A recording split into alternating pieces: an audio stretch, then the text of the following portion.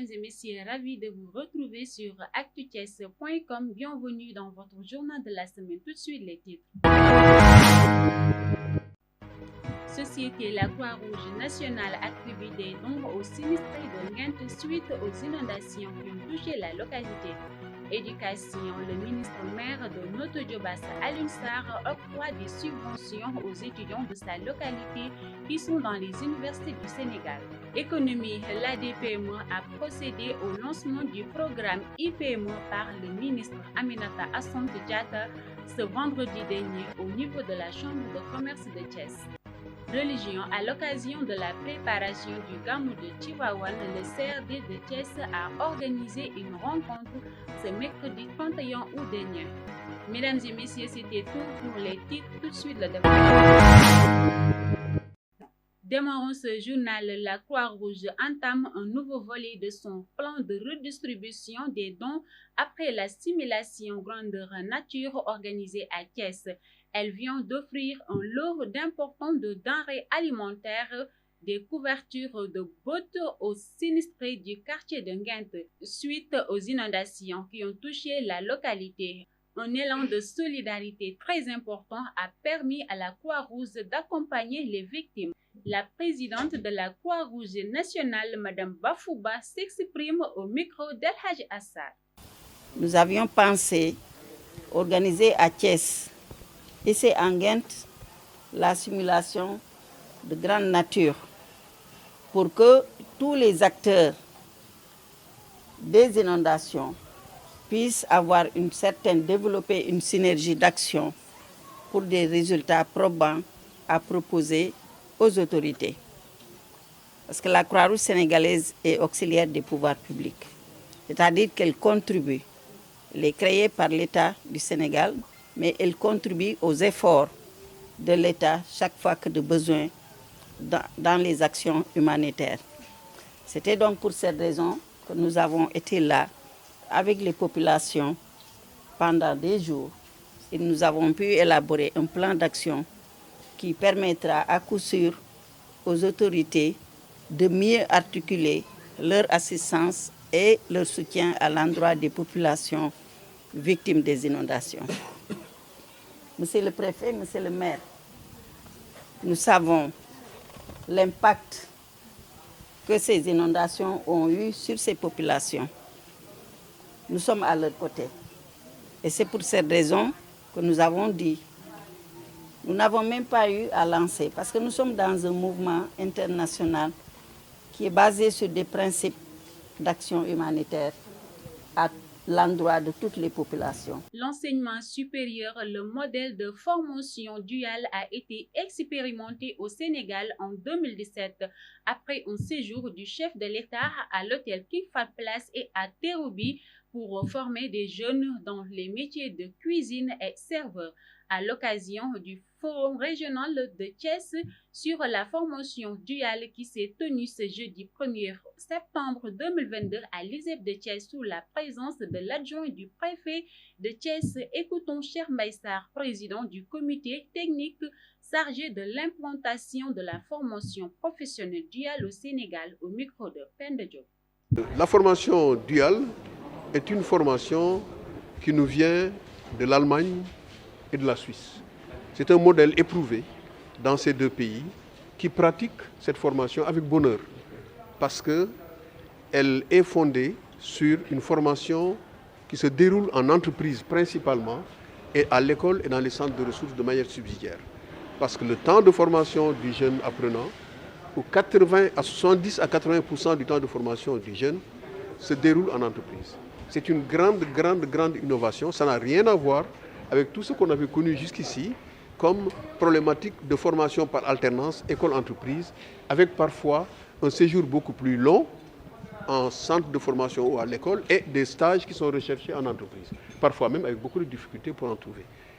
Ici, avec cette modalité, la problématique de stage ne se pose même plus. Parce que le lieu qui était recherché comme lieu de stage pour l'apprenant est devenu son lieu de formation principal. Donc nous avons, après un séjour du chef de l'État, expérimenté ce modèle au Sénégal en 2017 à l'hôtel King Fahd Palace et à Terrou-Bi. pour former des jeunes dans les métiers de cuisinier et serveur.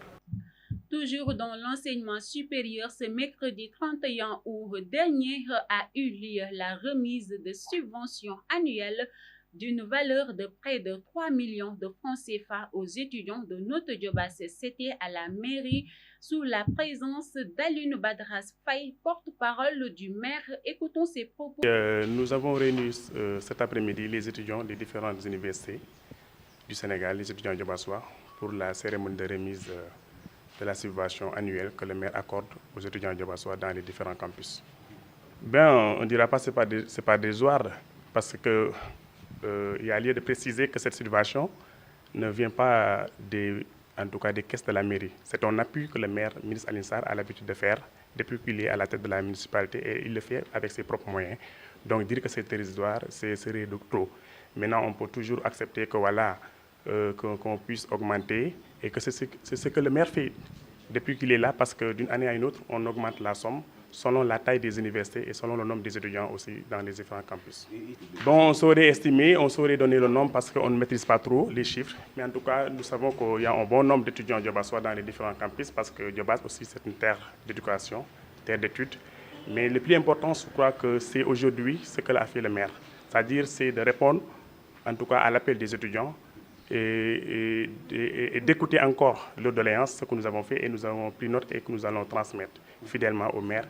Et que naturellement le maire est là ouvert pour les étudiants, parce que de nombreuses années, vous êtes toujours là à couvrir ces cérémonies, et il le fait en tout cas sans aucune attente politique, c'est bien à préciser. Il le fait juste parce qu'il considère ces étudiants comme des neveux, comme des frères et des sœurs. Donc naturellement, il va continuer à les appuyer. Et ce n'est pas en tout cas la seule forme d'appui, parce que souvent nous remettons des denrées et nous faisons d'autres appuis aussi aux étudiants, rien que pour faciliter leurs conditions de vie dans les différents campus. Vous savez que le logement aussi, le loyer, c'est une casquette pour les ménages sénégalais, pour ne pas dire les étudiants. Donc naturellement, il y aura toujours ces difficultés, mais en tout cas, ce qui est à lieu de préciser, c'est que le maire aussi, il essaie de faire toujours, en tout cas, les efforts pour accompagner les étudiants, prendre en charge les logements, et qu'aujourd'hui, nous savons aussi, on ne peut pas tout loger. Naturellement, l'État a même peine à satisfaire les étudiants en termes de logement, mais on fera en tout cas le minimum pour qu'au moins assurer les plus vulnérables, et pour qu'au moins qu'ils puissent être dans les meilleures conditions d'études. Parlons maintenant de l'économie. Ce vendredi 2 septembre, l'ADPME, au cours d'un CRD tenu à la Chambre de commerce, a annoncé le lancement du programme IPME. C'était sous la présidence du ministre du Commerce, Mme Aminata Assome Diatta, en présence du gouverneur de la région. Le directeur général de l'ADPME, Idrissa Diabira, se prononce. Thiès n'est plus une région d'avenir, c'est une région du présent, puisque la plupart des grandes infrastructures sont à Thiès. Les potentialités dans l'artisanat, dans la transformation, dans le tourisme sur les terres sont à Thiès. Il était important de trouver une destination symbole pour lancer ce programme national qui vise à digitaliser les petites et moyennes entreprises, 5000 sur l'ensemble du territoire, pour 24 millions de dollars d'accompagnement, de subventions, de contrepartie. L'entreprise paye en moyenne 25%. Le programme subventionne à peu près 75% pour les entreprises existantes, pour leur permettre d'être plus compétitifs. Alors, quasiment tous les secteurs sont éligibles, mais certains sont prioritaires. Dans le domaine de l'agroalimentaire, bien sûr, dans le domaine de l'horticulture, dans le domaine des cuirs et peaux, dans le domaine du textile habillement, dans le domaine également des services, de la transformation numérique. Ce sont des domaines prioritaires parce qu'on compte sur ces domaines pour créer de la richesse, créer des emplois, exporter. Pour terminer, le Gamou annuel de Tivaouane, édition 2022, se profite à l'occasion. À cet effet, le comité régional de développement de Thiès s'est réuni ce mercredi 31 août 2022 à Thiès pour sortir tous les paramètres qui concourent au bon déroulement de l'événement. Ainsi, le gouverneur de Thiès rassure la population. Ses propos au micro d'Abdoulaye Ndiaye. Je commencerai d'abord par l'aspect sécurité. l'aspect sécurité, il est très important. Sécurité concernant les axes, les différents axes menant vers Tivaouane, qui seront donc surveillés par la gendarmerie à travers différents jalonnements, mais aussi à travers des messages de sensibilisation, d'échange, de dialogue avec les transporteurs qui ont la lourde responsabilité vraiment de conduire tous ces pèlerins-là vers Tivaouane. Mais sécurité également à l'intérieur de Tivaouane, qui va être donc cette sécurité prise en charge par principalement la police, épaulée par donc, le groupement mobile d'intervention.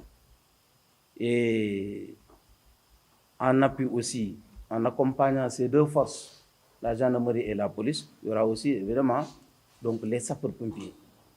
Les sapeurs-pompiers.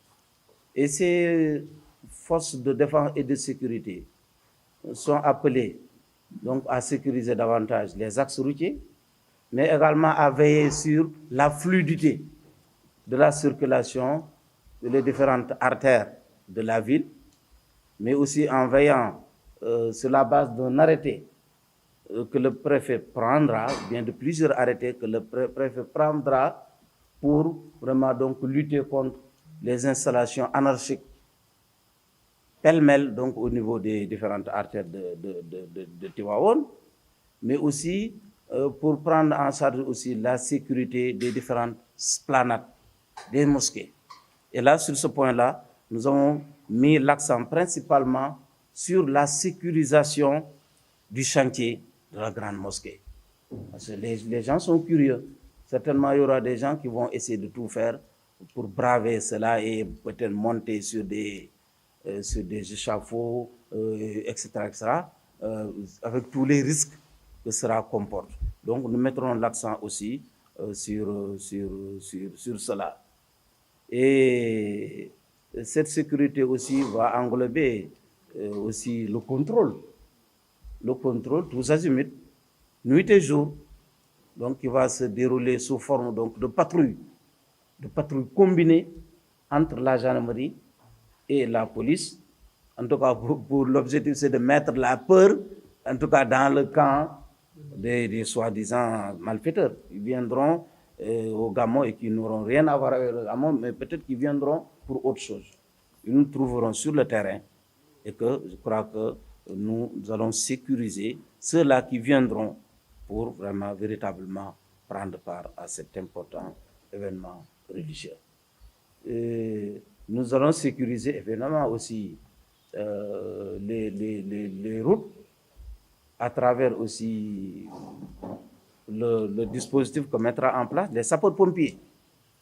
Les sapeurs-pompiers en rapport avec les structures aussi de santé. Parce que toutes les structures de santé le long des routes seront mises en état d'alerte. En état d'alerte, les différents hôpitaux, plus particulièrement l'hôpital de Tivaouane, va consigner tout le personnel qui pourrait vraiment utiliser rapidement en cas d'intervention. Et dans tout cela, nous avons demandé, en tout cas aux uns et aux autres, concernant le personnel, de prendre, donc d'utiliser le personnel qui est disponible sur place, au niveau local comme au niveau régional, et le restant du personnel, là, nous allons adresser au niveau central, peut-être pour des réquisitions, afin donc d'avoir les renforts qu'il faudra. Mesdames et messieurs, c'était tout pour cette édition. Merci de nous avoir suivis à la présentation Nogueï, à la partie technique Amadou Djibril Sao. Nous vous donnons rendez-vous la semaine prochaine.